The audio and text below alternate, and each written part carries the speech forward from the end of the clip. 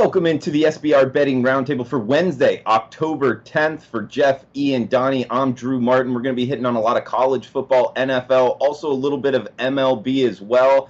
We'll go around the horn, meet the panel, starting off with Donnie, right side in your lower left-hand corner.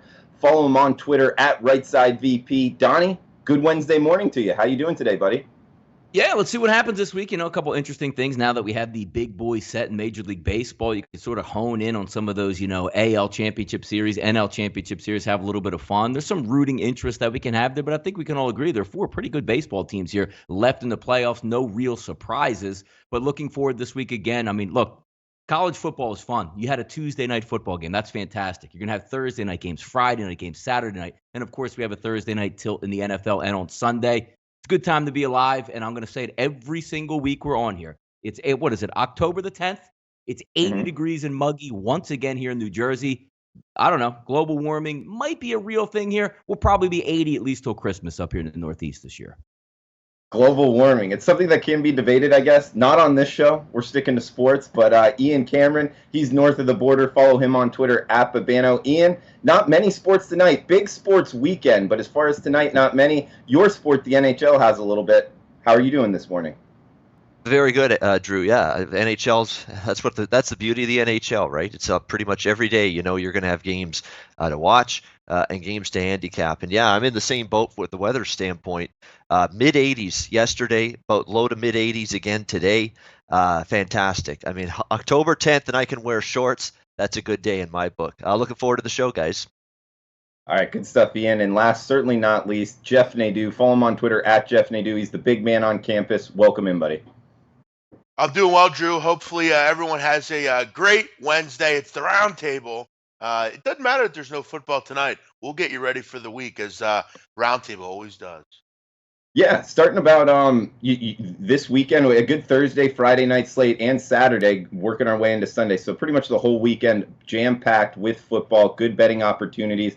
And guys, we're talking about weather a lot. We have this system going up through the Panhandle affecting Georgia, Alabama, Mississippi. Be safe out there if you're in that region, even up north of that, because it looks like it's going to get in there, possibly affect some of these games. Not sure if it will affect the Duke-Georgia Tech game. It is in the path, though. And, guys, we got a 53 total here with Georgia Tech laying 3 at home in Bobby Dodd Stadium.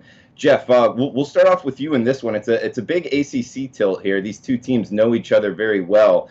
Do you have any betting opinion, and are you looking to get involved in the Blue Devils and Yellow Jackets on Saturday? No, because you mentioned the weather system that's going to be affecting these areas. So I got to look more into that and see where these systems are headed. It's tough to get involved with a game like that. Again, it does benefit, generally both these teams. But Duke's had in certain games, they've had problems running the football. This hasn't been, obviously Daniel Jones is back, so that obviously helps to run the football. But both these teams generally perform well in the rain. Obviously, though, you want Georgia Tech just because they do have the ability to have a totally run offense, and they don't have to really worry about throwing the ball very much.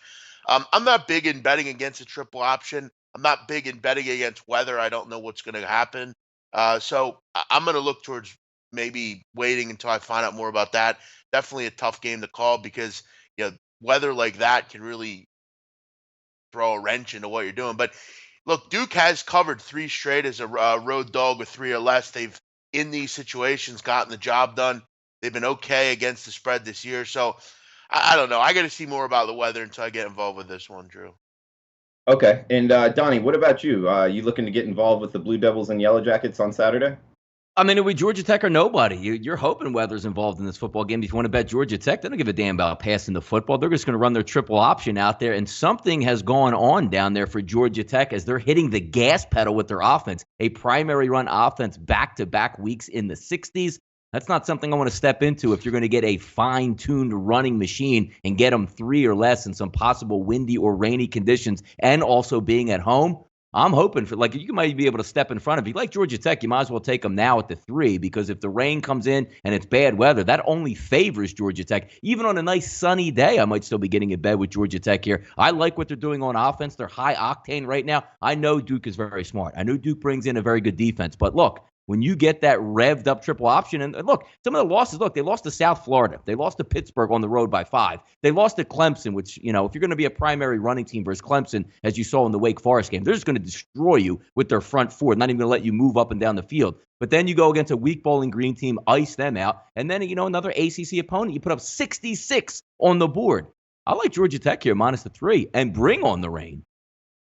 And Donnie, just a handicapping question for you, because the ball transfers so much in this offense. I have heard people say that the rain, just the slickness of the ball, can affect Georgia Tech just as much as, say, a passing team. Do you buy into that, or no? Just because they're on the ground, the rain will help them? That's one of the whoever said that needs to be checked into a psych ward. A team that runs the football, if it's windy and rainy, that is exactly how you want to operate. So somebody's going to tell me, hey, man, spread, run, and shoot in the rain is going to help you. Get out of here with that. Actually, you do a lot of pitches. The ball can be slippery out of your hands.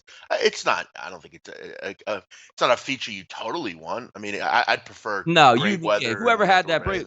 Somebody needs to run that tape on here so we can all laugh at the guy that said it's bad if you run the ball primarily in the rain. That's one of the more ludicrous things I've heard. Ian, jump in here, man. What about Georgia Tech and Duke, and anything on this handicapping angle of it hurting Georgia Tech as well? Yeah, I don't think that's going to happen at all in terms of the rain affecting them negatively when they're a run-heavy offense, and they've been impressive. There's no question about that. That being said, if I'm playing this game, I'm on the Duke side. I'd be looking at Duke here, +3. You got Duke off a bye. Duke lost 31-14 against Virginia Tech prior to that bye week. A situation where Ryan Willis comes in at the quarterback spot for Josh Jackson, who was injured in that game. Look, teams like this is an interesting thing. When a team beats a really, really bad dysfunctional football team, they're going to get power rated up when they don't deserve it. I think that's what's happening with Georgia Tech. After beating Louisville 66-31. I don't give them any credit for that win, to be honest with you. Louisville's a complete dumpster fire. Bobby Petrino has lost control of that football program as far as I'm concerned. Their offense has been stagnant, and even their stagnant offense got to 31 in that game against Georgia Tech. I don't know what it was with Duke. That first game, I think with Daniel Jones back from his broken collarbone injury, he was not very sharp. A defense for the first time in a while. I think playing Willis sort of took them aback a bit. This is still a pretty good Duke defense. And for the season, this Duke defense is only allowing 3.3 yards per carry, only 122 yards per game on the ground. 2 years ago, they were off a bye week, and guess who they faced? Georgia Tech. Only lost that game by 3 and covered as a 6.5-point underdog. Only getting 3 this time around. But Duke, to me, is in a good spot. They're in the better spot here. They've got good numbers against the run, which is important because you're looking at a quarterback for Georgia Tech and Marshall that was 1 for 2 throwing the football last week. So yeah, it was a very, very run-heavy offense, obviously with the triple option. I think Duke, though, can corral it just a little bit. I'm not going to just all of a sudden say Duke's defense is smoke and mirrors because of one bad performance. Prior to that game against Virginia Tech, this was a very, very good Duke defense. With the bye week now, I think they can get back to that kind of defensive performance. Yeah, I'll go to Duke here, +3. Okay, and this one will be my best bet. So I guess we'll round about this at the end of the show as well with Duke, Georgia Tech. Guys, we got a big one in the Pac-12 as well on ABC, 3:30 Eastern, 12:30 Pacific. Arguably the biggest game for both of these two teams scheduling. Washington at Oregon. Looks like the Huskies laying -3 or -3.5, depending which shop you're at. So this is an important one to have multiple sports books on. Make sure to check out the SBR ratings guide to make sure you're getting paid out by your sports book to be able to shop around for either 3 or 3.5. Key number here, 57.5 the total. Donnie, you want to start us off with Washington, Oregon? You think? Well, this is an interesting one. It's a kind of an interesting handicap. These two teams obviously know each other. Key Pac-12 North division matchup. How would you look to bet it? Yeah, I mean, if we're just looking at both of these teams lining up head-to-head, I always like what Washington brings to the table. Love the way they're coached. You know, you have a veteran quarterback back there. You have some game breakers in the backfield. Myles Gaskin looks like he's going to be able to suit up and play in this football game. But what's not to like about bringing a defense? If you're going to play on the road in tough environments, you better bring the better defense, and I think Washington's going to bring it here. If you look at their season, the way they've gone, you know, North Dakota, at at Utah, which is a tough one, 21-7. You go in there and beat them up. You play BYU 35-7. Also UCLA, maybe a little bit of a sleepwalk looking towards Oregon in 31-24 on the road. But in this one here, I'm trying to find a way to take the Washington Huskies, because if you're going to bring that staunch defense into town with an offense that I know they can get after, and Oregon's not anything special on defense, I'm looking all Washington Huskies in this one. I'll lay the points on the road, the -3. Similar type environment that we went last time when we had this Washington-Utah game that we broke down right here on the roundtable. I had the same type feeling. Give me the team with the better quarterback and the better overall defense. Now, look, Herbert's a good quarterback, don't get me wrong. But if you want to go head-to-head in this type of game, I just think Washington's game plan is going to fit much more than Oregon's does in this game. Okay. And Ian, what about you? How are you looking to bet Washington, Oregon? Also, who do you think has the better quarterback? Oh, it's Justin Herbert. I will say that, right? I don't give two shits about all this Jake Browning draft talk and his stock and his ability and his leadership. No, this guy is struggling to make plays down the football field accurately in the passing game. He had struggled this year doing it. He struggled last year doing it. To me, Justin Herbert. Justin Herbert's played great for this Oregon team. It's not his fault that they lost that game against Stanford in that football game. The defense got gassed. They couldn't make a stop with the game on the line. Herbert played a flawless game. The fact they didn't win that game still is remarkable in that Stanford game. And unfortunately, I lost with Oregon in that game, and that's the game that's got me hesitant to come back with Oregon here in this game, because I'm not really believing in this Washington offense, but their defense is good. This is going to be, a much tougher order for Oregon, even for Herbert against this defense. They got playmakers on the D-line, one of the best secondaries in the Pac-12. I don't know what to make, though, of last week. I mean, that was a little concerning to see UCLA have a little bit of success moving the ball, 422 yards of total offense for Thompson Robinson, who really hadn't shown you much at the quarterback spot. He had a good game against a very good Washington defense. Was that a sleepy spot for Washington? Was that them not focused? Was that them just looking ahead to Oregon? Perhaps. Maybe we see the real Washington defense back in this game. Again, we're talking 3 here. It's close to a price range where you got to win the game to cash the ticket.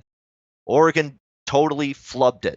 Their last time they played anyone close to in the realm or hemisphere of the Washington Huskies when they lost to Stanford. That bothers me. Lean Oregon, but that ending to Stanford and their inability to not finish is going to be enough to keep Oregon as a lean for me only, not a play. Big man on campus. We got Matt saying great call on App State last night. Hats off to you. I was on the other side, took the loss, but anything on what you saw last night, App State, Arkansas State, because you called it, and also your opinion on Washington, Oregon.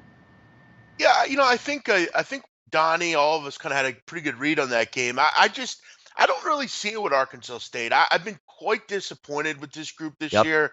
The offense hasn't flowed particularly well. Defensively, they haven't played particularly well either.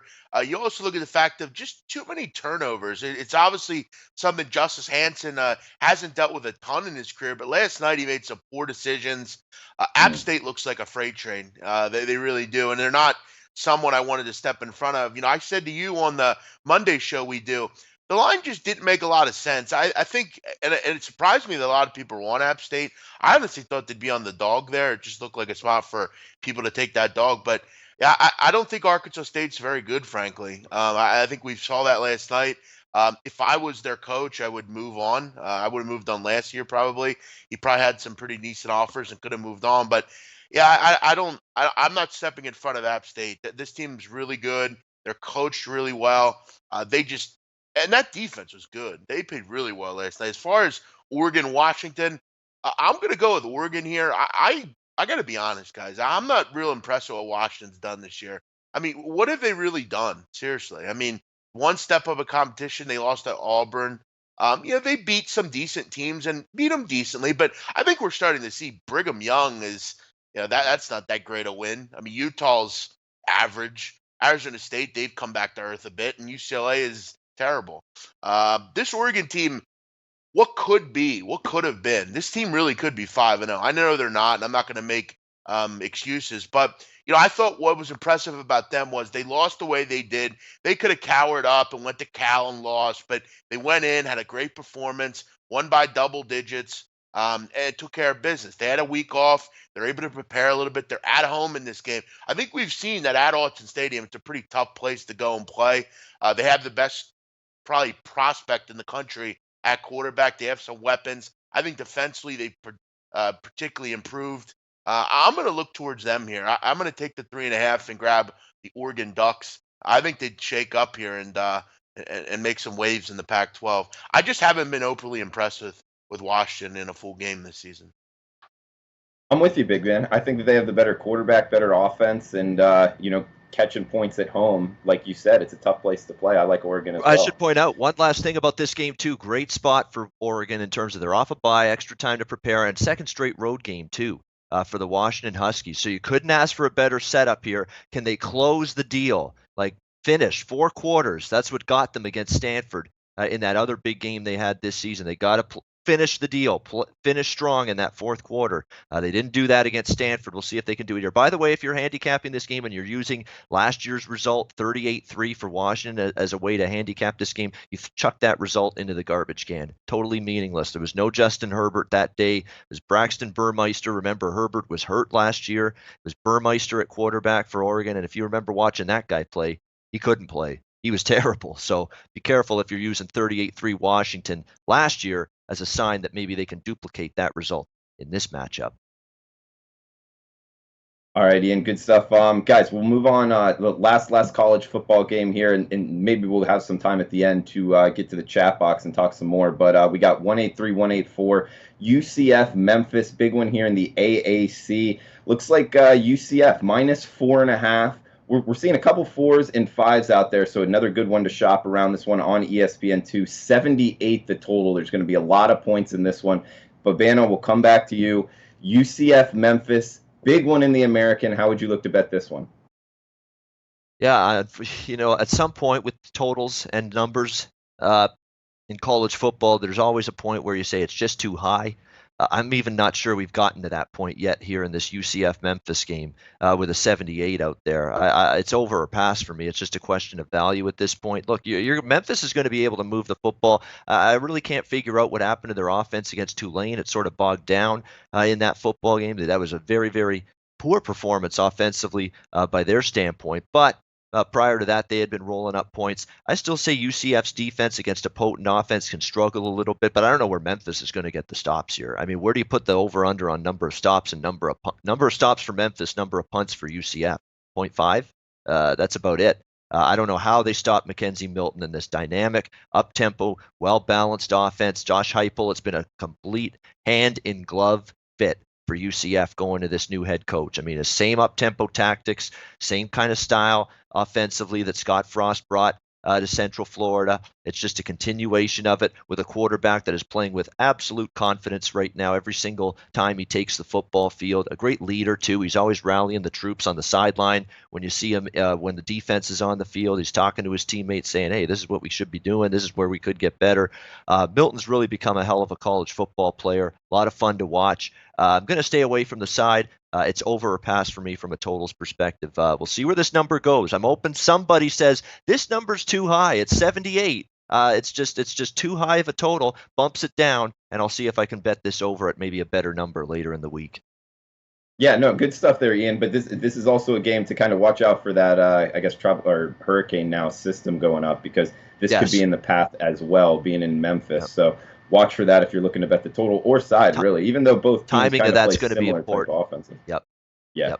Yep. Donnie, what about you, man? When I first looked at this game, I saw UCF -4, -4.5. But the number kind of jumped out at me that people would be jumping on the Knights here, and it has bounced to 5 at some shops. But did the number surprise you, and how would you look to bet UCF Memphis?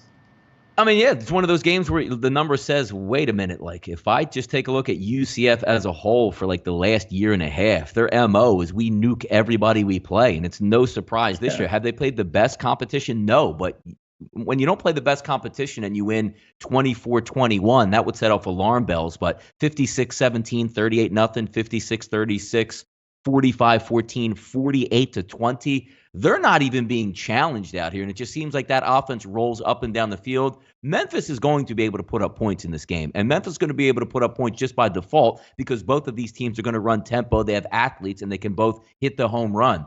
I'm under the impression at this point, I don't want to try to outsmart myself. You see a line, it's like, boy, that looks a little bit short. UCF -4. I'm just going to find a way to take Memphis because they're at home in this game. Now, look, let's take away, weather aside and say it's going to be 80 degrees, sunny, and, or whatever, 5, miles an hour wind, as if we don't know exactly what the weather's going to be.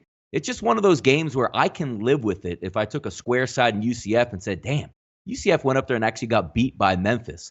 But if you're thinking this game is like a 41-38 type tilt, I mean, I don't see it that way. And until somebody shows me that they can slow down UCF and, sort of counterpunch them, I'm not going to go against it. It's the same way in the NFL when you look at the Kansas City Chiefs right now. Now, they have a big game coming up Sunday night, but do you want to be that sharp guy that just keeps saying, this is the week. This is the week they get beat? That's not what I'm here for. So it'll be UCF or nobody for me in this game. Yeah, it was like the Cleveland Browns last year, right? That's what I mean. Yeah, like why is That's everybody right, yeah. trying to get ahead of the curve? Ride the crest of the wave until the wave is gone. Like you really want to get in front. Ooh, UCF. Like it's not like Memphis is getting 7.5 where you say, look, maybe they can get through the back door. You're asking Memphis to win this football game outright when UCF is just pillaging people throughout the last year and a half. Yep. I'm not stepping in front of that. Yeah, I agree. Jeff, what about you, man? Finish us off on this game. I mean, I don't want to do this, but I'm actually, as I continue to look at these numbers, I'm saying to myself, I think 78 is too high in this game. These two teams, you look at, and I know on the surface people are going to say, big man on campus, what the hell are you talking about? They're top 6, both these teams in total offense. Yeah, but then you look at the fact that I know Donnie mentioned about tempo. Look, Memphis isn't going to be in too much of a hurry. This team is 125th in the country in plays run per game. They don't go very quick. It's not something they love to do. You also look at the fact that both these teams, surprisingly, are in the top 21 in the country in passing yards allowed. Both these teams do a nice job against the pass. Now, I don't know if that just evens them out and they just kind of shoot it out. But you look at the first game these two teams played last year in the regular season, 40-13. I mean, Memphis had no success at all against this team. And look, they have a young quarterback. Brady White is not a guy that's too familiar with UCF this first season at UCF. Look, Donnie's right. I think UCF's a better team. I think they probably win and cruise in this one. They took care of business in both games last year. The second game, though, a lot more high scoring, a lot more, I think it was 62-52 or something like that. I'm looking under. I just think this number's high. I think we might see a little bit more running than usual. Both these teams have been solid against the pass. You can't really get away from that. Again, though, you look at the caliber of team Memphis has played. Look, I'm not going to say that they're necessarily very good, so that could be a bit of a facade. I actually almost kind of like UCF as well.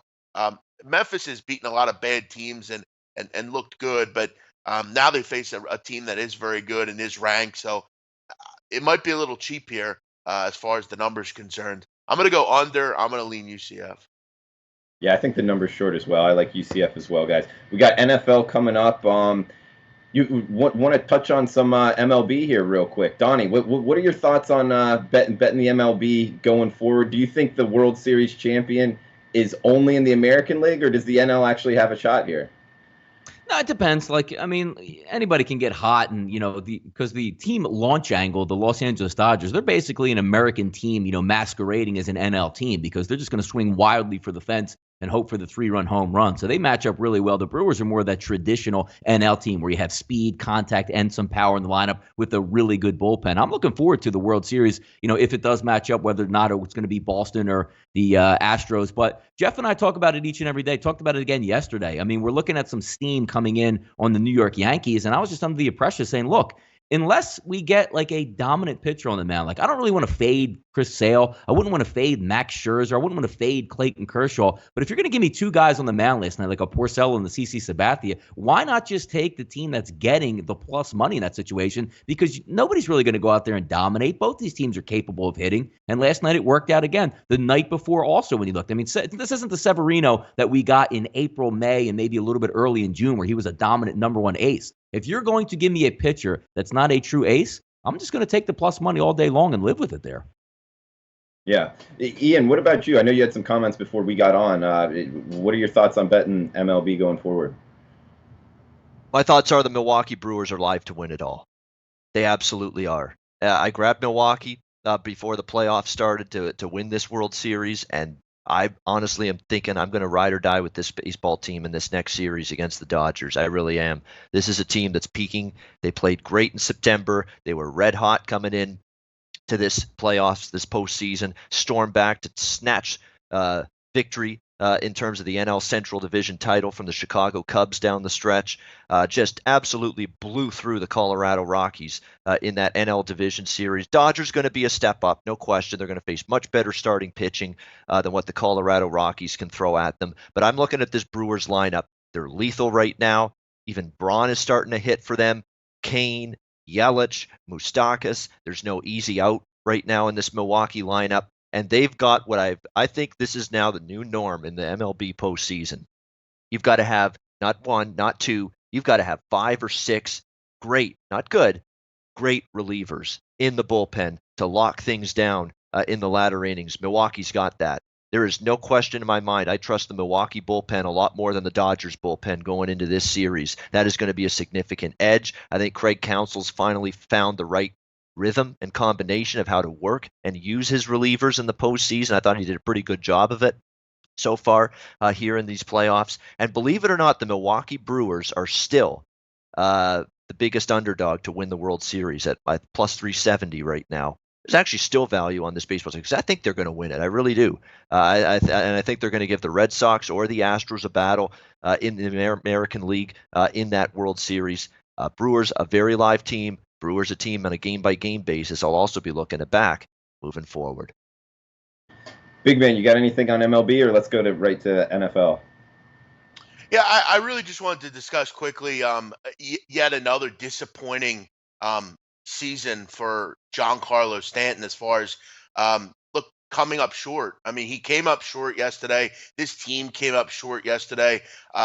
Offensively, they were just a mess. The latest 2 games, the bats were they were just so feeble.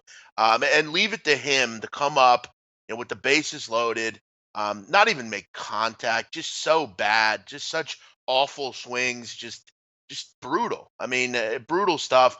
Gary Sanchez, I mean, I know he had a home run in this series, and he did some good things at times, but he had just a season to forget. You got to wonder if he'll ever get it turned around. He's a terrible catcher behind the plate.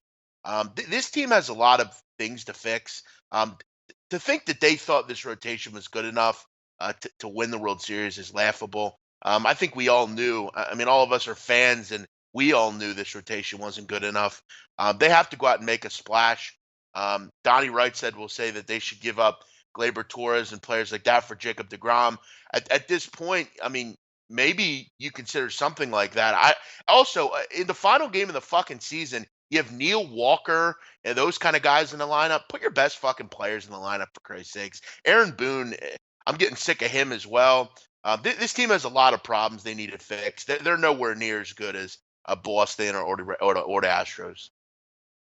Donnie, to that, I saw on Twitter, and by the way, guys, Donnie's a great follow on Twitter, @RightSideVP. You said something about Stanton and Bryce Harper trade. Were you just talking, or is that no? It wasn't. That might like really happen? Me and the big man actually, like we were talking. Wait, no, not in that type of trade. But if you're the Yankees, back with Steinbrenner would burn down the house. He probably would have fired 16 secretaries already by this morning with that loss yesterday. But I was just saying from like a Yankee perspective, and look, these are all hypotheticals, and I don't think these trades are even on the table anymore. But if I'm a Yankees fan, I give up Andujar and I give up Gleyber Torres for Jacob deGrom and then go out and sign one of those big bats. Either you're going to get Manny Machado or you're going to get Bryce Harper to fill in. I think that would be an amazing move. But again, that's not going to happen. That's neither here nor there. That was some of that summer fodder where everything was downturned for the Mets. And I remember a couple shows we did where I couldn't stop laughing at Yankee fans that were like, I would never give up Gleyber Torres for Jacob deGrom. And it's almost like, what kind of world am I living in? Because they're not going to do it, first of all. And second of all, no, they're not going to. Is a star. What do you mean?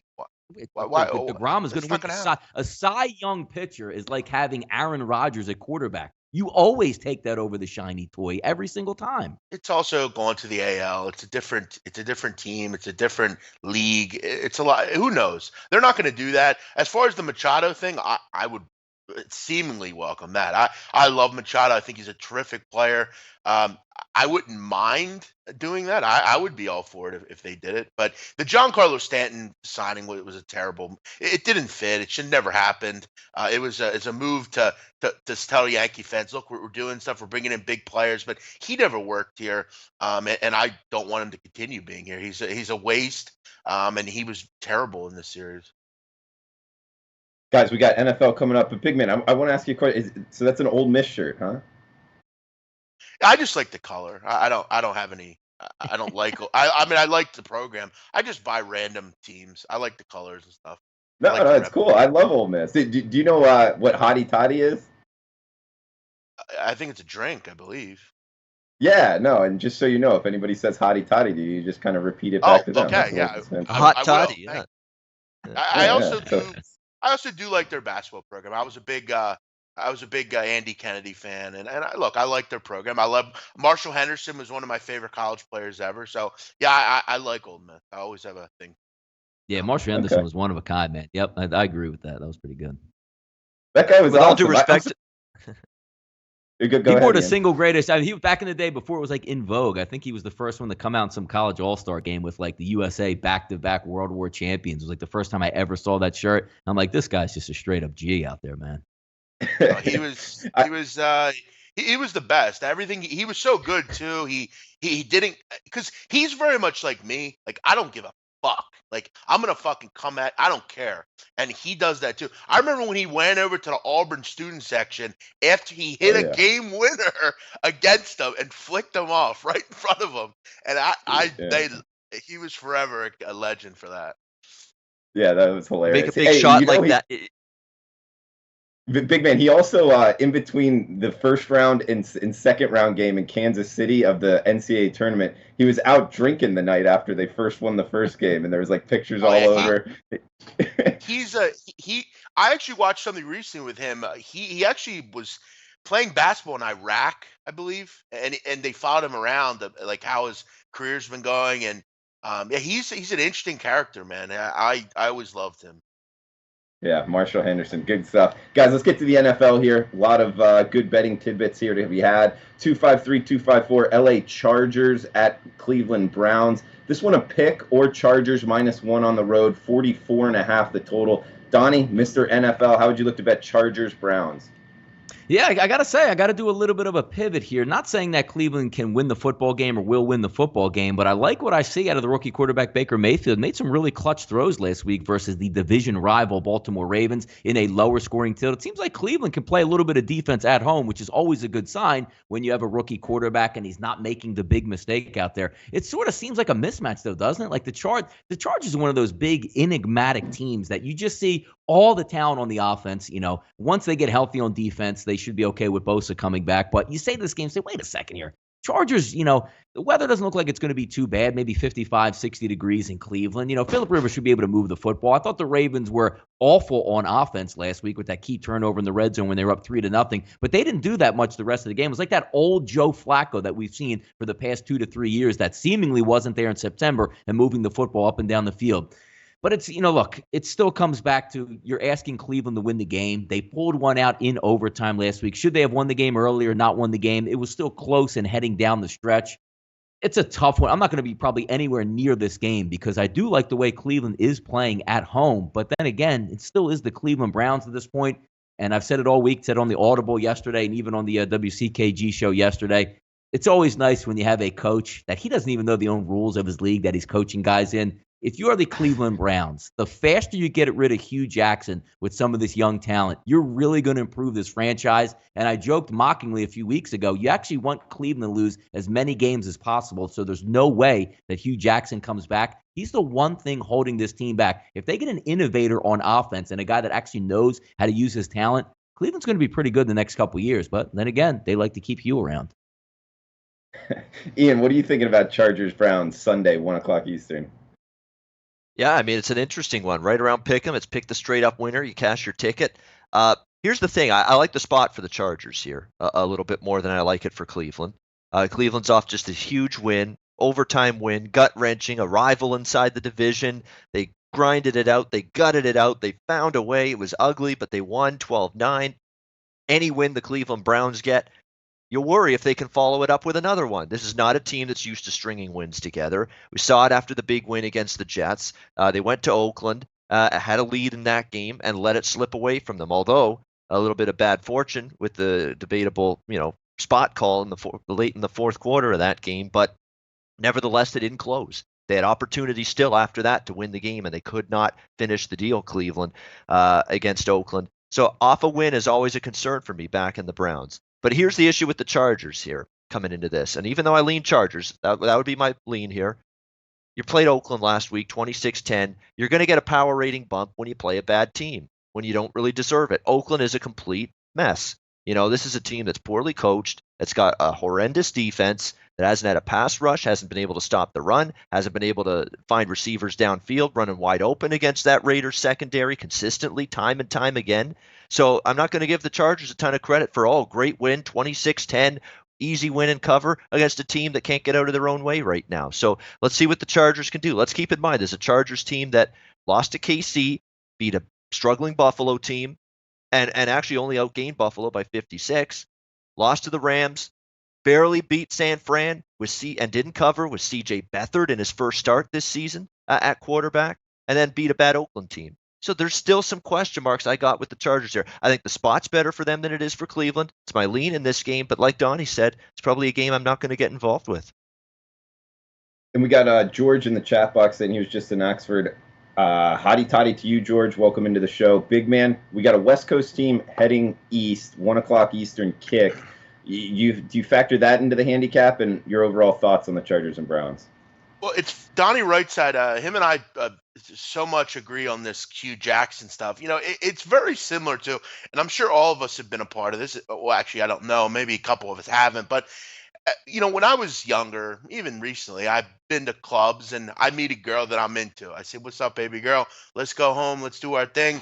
But she got this friend with her, and it's like this fucking friend won't leave us alone. You know what's coming. You know you're going to get it in with this broad, but you can't get the friend to leave you. It's like, when would his friend leave? I know I'm going to hit the promised land. I know I'm getting it with this girl, and this girl's hot. She's a 10, but the friend just won't leave you alone. That's Hugh Jackson to the Browns. Everything looks good. You have a good young quarterback. You have a defense that's opportunistic. You have some decent skill position players. But you have this fucking guy hanging on and he won't leave. And it's only getting better because the friend's telling her, "Oh, it's all right. We'll go home. It's fine. You're not going to have a ride home in the morning. Beat it. I can take care of it." That's happening right now with the Browns. And this guy won't leave. And by them keep winning, he's not going to leave. Here's the problem in this game. The Browns are good defensively, but I'm not in love with their secondary. They're still giving up over 280 yards a game through the air. That's one of the worst in the league. And you look at the way the Browns are going to want to score. Generally running the football. Baker's look pretty decent, but the Charger defense up front looked very good. That might be a problem in this game. You also have the fact, Drew, good point, though, on the going from west to east. That's actually improved a lot over the last couple years. Gabe Morency and I did some scientific stuff on that. We looked into how, I think 5 years ago, it was a lot more difficult to go from west to east to win. But players are obviously, a little bit, the way they're flying, the way they're doing things is a lot easier now. So I don't know if it's that big a deal, but for me, I'd lean Chargers. There's not a great angle in this game, though, because I think both sides will get money. I don't think this is a sharp side or anything. I'm looking at kind of statistics and stuff, and I think what's going to happen. I think the Chargers are a bad team. I think they'll go in there and win. But hey, if you want you out of there, keeping winning is not going to help that. I like your analogy there with the girl, the broad, late at night. But you don't know if you're going to actually, go to the promised land if she's around because she's the main Listen, obstacle. that's the thing. You have every reason to think this girl's grabbing you. She's doing whatever she wants, but this other girl's there and she's just in the way. You're getting there, G. You just got to get that girl out of here. That's Hugh. That girl is Hugh. Yeah, the bald-headed cue ball Hugh. Yeah. Good one, big man. Good take on that. We got 255-256 Chicago, Miami. We have Chicago laying -3, Khalil Mack and company, 41.5 the total. Donnie, let's come back at you, man. Chicago heading down to Miami. Would you lay the 3? Yeah, this is actually a perfect public opportunity here that I like. And meanwhile, I like the situation. I don't actually like the team that the public actually likes right now, trying to find a way to take the team that's not liked by the public here. If we look at the Chicago Bears, right? What did we see last? Oh my God, Trubisky 6 touchdowns. The light bulb went on. Did you see them take apart the Tampa Bay Buccaneers in that football game? They finally arrived. Oh man, I've been waiting my whole life for the Bears to find a quarterback. Now they have a defense. There's going to be no stopping them. They go on a bye. They're out of sight, out of mind. They're drinking beers, eating sausages in the city of Chicago, some deep dish pizza here. And then they're going to go on the road. And the public says, ha ha, you see the Dolphins lost again last week to Cincinnati. And the week before that, they lost to the Patriots. Well, if you look at the Patriots game, the Patriots waste a lot of people at home on their time. Then you go over to Cincinnati. If you actually watch the football game, Dolphins kicked the shit out of the Cincinnati Bengals. Not only did they not win, they didn't even cover, which again, optics-wise, if you just said, damn, look at the Dolphins went up and got beat by 10 points in Cincinnati. What a mess that team is right now. That wasn't the case. Take away 2 defensive touchdowns in the fourth quarter. The Dolphins win that game outright. And now you say, hey, look at the Dolphins rebounded after a tough loss in New England that most people thought they would lose. Coming home with momentum, still in first place in the AFC. Boy, they're going to put up a good show. But public perception is not always reality. The hottest team on the planet with the best quarterback, the Bears, who beat Tampa Bay, who now Tampa Bay is probably going to start showing their warts. Now you're going to go on the road and play in that hot, muggy atmosphere. You're feeling yourself a little bit. Now you have the wounded animal, which is the Miami Dolphins losing 2 straight, going, fellas, ain't no way we can lose 2 straight. And there's no shame in going to Foxborough and getting beat and then going to 4-1 Cincinnati and getting beat in that football game, which you dominated. Now you come home, settle in. You already have 2 wins at home. I think they can play it close. And if I'm betting this football game, I'm not even betting it early in the week. -3, -125, -3, 120s are out there. I would wait all week long and wait for that line to get to 3.5 because I think the Dolphins will be a really live dog here. I agree 100% with you, Donnie. I'm glad we're talking this game because I was thinking that. I'm glad you kind of backed my thoughts as well. Big man, what about you? Are you with both Donnie and me as far as taking the 3 or possibly 3.5 later in the week? Well, listen, I get where you're coming from totally. I just look at that game last week for Miami and this is actually interesting because when I was at the Eagle game last week and we saw the score come up and we noticed that they had lost, and my boy that I was with said that's a season changing loss for the Dolphins, and it really might be. I mean, you look at, they were very much humbled against remember, Drew, you mentioned that people thought this team could go to the Super Bowl. Then they go and face a real team and get absolutely destroyed. Then they come back the next week and not only lose, but don't cover. I mean, they were just dominated in the second half by the Cincinnati Bengals. I think that's quite deflating, frankly. Now you got to play possibly the best defense in the league. You have a quarterback that cannot move the football. I get where you're coming from, and I'm king. Donnie and I love to find these spots where I'm going to take a bad team that's really kind of hurting right now, and we'll see kind of getting the best number. But if I'm getting 3 here, I gotta look Bears. It's not a game I'm in love with. I definitely see the concerns with taking them here. It's not the spot you want, and the other side looks interesting. But I think Miami's dead. I think they're a dead duck after last week. That's a game that really kind of you look forward to and you say, wow, we had that one. We could have gotten the job done, and now we have to go against the best defense in the league, a team that has some real cohesion, some real swagger right now. I'm looking towards taking the Bears, but I see your points, surely. Ian, what about you, man? Get in here on this last game. Yeah, I had my fill betting Miami last week. I'm not doing it again. Not even maybe here in this game. That was despicable last week. I mean, I was flabbergasted watching that play out. They were rolling in that football game. and then they end up with 2 defensive touchdowns. If you can't block Geno Atkins and you can't block Carlos Dunlap of the Bengals, good luck blocking the Chicago defensive front. That is a terrible matchup waiting to happen here in this game for this Miami team. Their offensive line stinks. It's horrible, and it's banged up too. They've got some major injury concerns right now on that offensive line. I don't trust them here to block Khalil Mack or that pass rush of the Chicago Bears. That's a concern. You got Bears in a plus spot off a bye week coming into this game. But okay, I will say this right now. I don't want Miami. I was disgusted with them coughing it up last week. But I know damn well, if for some reason, that if I take Chicago here, watch Miami show up and win. That's my concern here with going against them too. So I'm staying far away from this football game, but I am concerned with Miami's injuries on both sides of the football. D-line injuries, O-line injuries, both lines in the trenches battling some serious attrition right now. We don't know if Cameron Wake on that a premier pass rusher for this Dolphins team is going to play. Didn't play last week with a knee injury, may or may not play in this game. Tunsil, the tackle, left the last game on the O-line due to an injury. Branch, another pass rusher, out. Devontae Parker, is he going to come back or not? They've got McCain out in the secondary.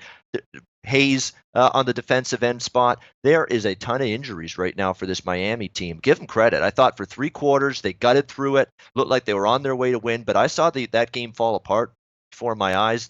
27-17, when that final touchdown that made it a 10-point lead happened, I saw the Dolphin sideline. Bad body language, heads down, and nobody's saying anything to anybody. That's a bad look. It concerns me going into this football game. Donnie, back to you on this game. I mean, both Big Man and Ian kind of just summarize what, if you're betting on the Dolphins, you might be catching a falling knife here. Nobody wants that in their handicap. I mean, how much do you bring that in, and does that scare you off? It's too early for that. It's too early for that. The Miami Dolphins aren't 0-5. It wasn't a stinging loss that dropped them to 1-4. They're 3-2. So they circle the wagons and go, hey, man, we just played 2 really good opponents on the road. We should have beaten one. We took a flogging by New England, but most everybody does when you go there. Let's get back home. We're going to play a team that's out of competition. Let's circle the wagons and play some decent football. Because let's not forget, it's still Mitch Trubisky. I mean, you lost to Green Bay where you absolutely choked on the road game 1 versus a quarterback that had an amputated left leg. Then you play a Seattle team that was just so injured and decrepit week 2. You get by them 24-17. Then you go on the road and you play the single worst offense I've seen since 1945, and we're down 14-3 in that game. So correct me if I'm wrong, beating the Tampa Bay Buccaneers at home is the ultimate elixir where the Chicago Bears are the end-all be-all. I'm not buying it yet. It doesn't matter. Let's keep in mind, too. Real quick, I was just going to say this. Go ahead. Do it. Go. I was just going to say, Chicago Bears, let's not forget, in the road chalk roll, they've been in that role once this year. It was against Arizona. Did not cover that game, laying 5. That was Arizona, too. Not a very good football team. So that's the thing. I mean, the Bears have edges here, but this is a point spread roll. We've got to see if they can prove their mettle in it. First of all, I'm not really sure what you mean. They should have won. They got outscored 24-3 in the second half. What do you mean they should have won? They got in what game? What are we talking about? 27-3. The Dolphins got destroyed in the second half. What are you talking about? They got destroyed. They got two defensive touchdowns. Take away those 2 nonsensical plays. The Dolphins walked to an easy victory. But you can't just look at follow. You cannot look at the actual final score of the game. You have to watch to see exactly what happened. Fluke touchdowns like that on defense, they are a fluke, and you like to take them as an anomaly. If those 2 plays don't happen, the Dolphins win. Everybody goes, damn, 4-1 Dolphins, woo! But now I hear you, Donnie. Dolphins stink. I hear you, Donnie, about the fluke part. But the one part that was not fluky, Donnie, about those 2 touchdowns was the offensive line for Miami got destroyed, got steamrolled on both of those. Pocket collapsed. Tannehill had nowhere to go with the football, and he forced it. That could happen against Chicago. That pass rush and Khalil Mack against a banged up and a not very sturdy right now Miami offensive line, we could see a Tannehill pick 6 or 2 in this football game because it's not going to get any easier in terms of blocking up front. Yeah, and you can also see Mitchell Trubisky with his 10 for 27 for 110 yards passing, which is usually his MO. we don't want to look. I mean, everybody gets home on Tampa Bay. You know, me and Jeff can get out there and run a couple flag routes and beat Tampa Bay 3 times deep with some touchdowns out there. That's all the point I'm making, because if you're looking at the Bears coming into this game and it's a pick 'em or the Bears are getting 3, yes. But the Bears are probably going to be laying 3.5, which means they have to go on the road and beat a decent football team by about 7 points. And I think the Miami Dolphins are in a wounded spot right here where everybody says, damn, look at this Bears versus Tampa Bay. Oh, my God, I can't wait to bet them. Those are the points that you like to look at in the NFL. Okay. Well, listen, Donnie, I mean, I think you're letting your preseason thoughts on the Dolphins cloud your judgment. It has nothing to do with it. It has nothing to do. It does. Their offense was absolutely terrible in the last 2 games. How can you can't this? And by the way, Donnie, don't know if you know, you're playing the best defense in the league right coming up. So based on what though? Based on them playing Arizona? I mean, come on. Like, I get it. Look, you guys got the Bears in the Super Bowl. Beginning of the season, we all talked about the Bears 4 or 5 wins. Now they're looking better. It's an extreme public side. I'm going to try to take the other side and build a case. This isn't an 0-5 team. This is a 3-2 team. And Mitchell Trubisky, outside of 1 game, has had a pretty pedestrian career so far. So I'm not going to say he finally clicked because Tampa Bay lost on the road. I'm just not what the hell has Ryan Tannehill had if pedestrian? A much better career than Mitchell Trubisky so far. Jeez. Trubisky's that guy that's 10 for 25 for 100 yards a game. Ryan Tannehill's one of the worst quarterbacks in the league and has been for many years. Hold on, he is 10-3 in his last 13 starts. Tannehill, we do have to give him that. He is 10-3 in his last 13 starts. Exactly. Good point. The problem right now with Miami is the O-line's just in tatters now. Lack of skill position weapons at wide receiver. No one else can have an opinion but him. He's the NFL. Everybody has a great opinion, but if you look at Miami's schedule versus the Bears' schedule, it doesn't even compare. Like, at least Miami is playing some real football teams out there. I mean, the Bears have been playing a bunch of punch and Judies out there and, blowing games left and right where they have leads on the road. What has shown you on the road that the Bears are any good anyway? Yeah, well, punch and Judies. Fine, but I like that. That's a great word. But yeah, I mean, you're facing Cincinnati on the road, New England on the road, the Jets on the road, the Tennessee Titans. I mean, come on. Miami's 3-2 after a decent 5-game stretch right there. This guy's trying to justify Miami. Okay, this is a team that over the last 2 weeks has looked awful, terrible against 2 teams that are pretty good football teams. And they didn't look awful against the Bengals. How did they look awful? They had a 17-0 lead in that game. Correct me if I'm wrong. That doesn't really look awful. They got destroyed, 27-3 in the second half. Destroyed. And Ian made it clear. 332 yards on defense. That's getting destroyed in that game. That's the concern. I would want to know the Miami offensive line situation. Don, your opinion on this game is ridiculous. Are you nuts? 27-3 is demolition. What are you nuts? All right. So okay. So all right, good. So let's make a bet. My prediction is ridiculous on this football game, right? It's ridiculous. Give me the Dolphins with 10 points in this football game because the Bears are going to blow them out. Can I get 10 and we make a wager then if my points are ridiculous here? Why would I do that? That's ridiculous. Exactly. And move on next game. I'm going to just take the Bears. What's next? Like Mike Babcock says, what's next? How about we do this, Don? I'll put 500 on the Bears. You want to put 500? Let's go ahead. Yeah, at 10. Give me 10. It's a blowout. Like, why am I even backing the Miami Dolphins? I want 10. If you say it's a blowout, like there's no chance for Miami. $500. I got Miami plus 10. It's a blowout. I said last second half was a blowout against the Bengals. That's what I said. Oh, so you're basing the whole season on a second half for the Miami Dolphins. That's awesome. No, I'm just making a point. And as always, what Donnie tries to do is, and I know Donnie, what he tries to do is he tries to belittle his argument by. I'm not belittling anything. I think everybody's belittling me in my argument, correct? Listen, I think, as Ian said, I think it's a bad spot for them. I think they're winded. I think after last week, they're hanging their heads. You saw them on the sidelines. I think he had them. He saw it. He knows where it is. He gets it. No, I'm not involved in this football game. I will not be involved in this football game because when I have a bad beat to the extent I had with Miami last week, I'm not on or against that team the next week. I just X the game, because I know if I go on Miami again, watch something will happen. If I go against them, they'll find a way to get it done. That's the concern. But for me, watch the offensive line injuries going into this football game, and I want to bring up one thing. plus the lack of skill position talent. The wide receiving core for Miami's not great. You got Kenyon Drake and Old Man Winter, Frank Gore as your running backs. I mean, you got some issues there for Miami against the Chicago defense. But I get that weird feeling that if I come back on the other side in Chicago here, watch Miami just play great, lights out. Chicago's fat and happy off a bye in South Florida, having fun, not focused.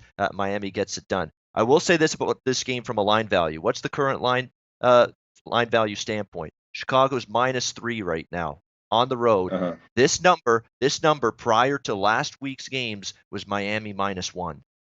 Miami -1 against Chicago prior to last week's results. So, that's a 4-point swing now based on Miami's loss, Chicago win off a bye.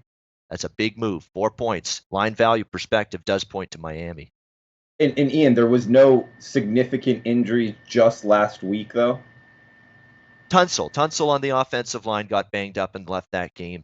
But they're banged up in a lot of places. Yeah, they're banged up in a lot of places. Cluster injuries on the D line, cluster injuries on the offensive line. Cameron Wake didn't play last week. He's questionable at best to return. And they need him, to contain a mobile quarterback in Mitch Trubisky and get some pressures on him. So there's a bunch of injuries that you've got to be concerned about on the Miami side and look into later in this week. Read those Friday practice reports. Donnie knows what I'm talking about. Friday practice reports, right? You got to dig into those, especially as we get later and later into the season, as the infirmaries fill up, as the bodies and the injury count starts to pile up. You've got to pay attention to those injury reports late in the week. You got to know who's in and who's out. All right, guys, just got the warning. We only got about a minute left. Got to go round the horn here with best bets. I'll start us off. I'm going back to the Duke-Georgia Tech game, going Duke +3, Cutcliffe, well-coached team off of a bye, going up against the option attack here. Both of these teams know each other. It is in Bobby Dodd, but Duke does this all the time as far as travels there every other year. Off of a national TV loss to Virginia Tech, I think that the market's a little down on Duke. I'm taking the 3 on the Duke Blue Devils, so Duke +3 for my best bet. Donnie, follow him on Twitter at RightSideVP. Great arguments there. The Punch and Judy line, I think, was the best line of the show. What do you got for best bets, man?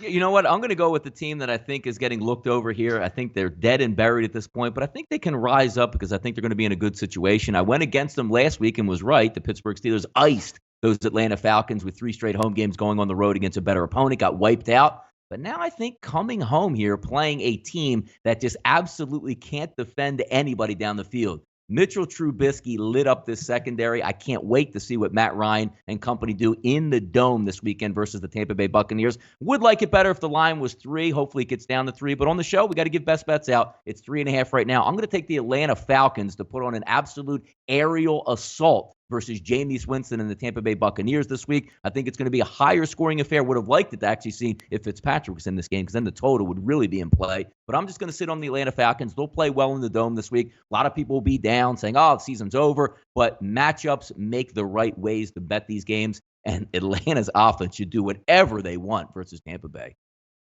Okay, so what's the best number on Atlanta? It's 3.5 now. I'll take the 3.5. I hope it gets to 3, but it's 3.5 now. That's what we'll go with. Okay, good stuff, Donnie. And big man on campus, great arguments there. Follow him on Twitter at Jeff Nadeau. What do you got for best bets, bud? My question is, why are we stopping this show? Obviously, it's a great. Good. It's too much. Too much. People are loving it. Donnie Wright said it's no part of debates long term. So he doesn't. There's no shows involving me and him. Jeff will have 19 more shows, including his Periscope later today. He'll be on quite a bit. This show's plenty long. Yeah. No, it's good stuff. Well, Donnie, because I actually can back arguments up. I don't just shut people down. For some reason, we're shutting this show down. I don't know why, even though there's not another show for a long time. But either here nor there, that's not my decision. I'm going with the Bears, -3 against Miami, which I'm surprised Donnie Wright said it's not on the other side. He made such a riveting argument for Miami. Nowhere to be found on his best bet, though. I'm going the Bears. Look at that, Jeff going it. I like it. No fake soccer league this week. We're going with a real game. I'm impressed by Jeff. Big soccer. I bet the Champions League, the most premier league in the world, yet it's the Donnie not good enough. What do you know? No Macclesford or anything this week. Damn it. Chicago -3. A little juice there. But Ian Cameron, follow him on Twitter at Babano. What do you got for best bets, bud? These guys. And I'm on a website with these guys. Imagine that. Yeah. Oh, dear. Yeah, I mean, parlayed Donnie's side on the Tampa-Atlanta game with my total. We're going over 57 and a half here. Bucks and Falcons on Sunday. Jameis Winston, we don't know how sharp he's going to be. I understand that. It's been a while since he's played. But these are two defenses that all four of us guys, we can line up, hand the ball off, and throw it against both of these defenses right now. I mean, Atlanta's still banged up. Who the hell knows what they're getting back on the defensive side of the football in this game? I mean, I've talked about the injuries ad nauseum for this group. I mean, it's Ricardo Allen, it's Deion Jones, it's Keanu Neal. Go on down the list. It's just Bethel at cornerback, Grady Jarrett, a premier defensive tackle. I mean, it's just one injury after another for this Atlanta defense. I still think Winston, even with some rust, not playing in a while, can make plays down the field, find Mike Evans and his targets. On the flip side, Atlanta's going to rip Tampa Bay's defense because I believe they're still not getting Vernon Hargraves back for this game this week. I think the earliest he can come back is week 10. That's not good with a depleted secondary. They have no pass rush. Matt Ryan's going to have all day to find his weapons. This sets up as an ultimate shootout. I mean, 57 and a half, same totals we've gotten every week for Atlanta. They're still finding ways to get up and over those numbers, including last week. Yeah, we'll go over 57 and a half. Tampa Bay, Atlanta, best bet. All right, guys, great show. For Jeff, Ian, Donnie, I'm Drew Martin. We'll be back next Wednesday, 10 a.m. Eastern. Thanks for tuning in. Best of luck with your bets. Thank you. See you guys. Thanks.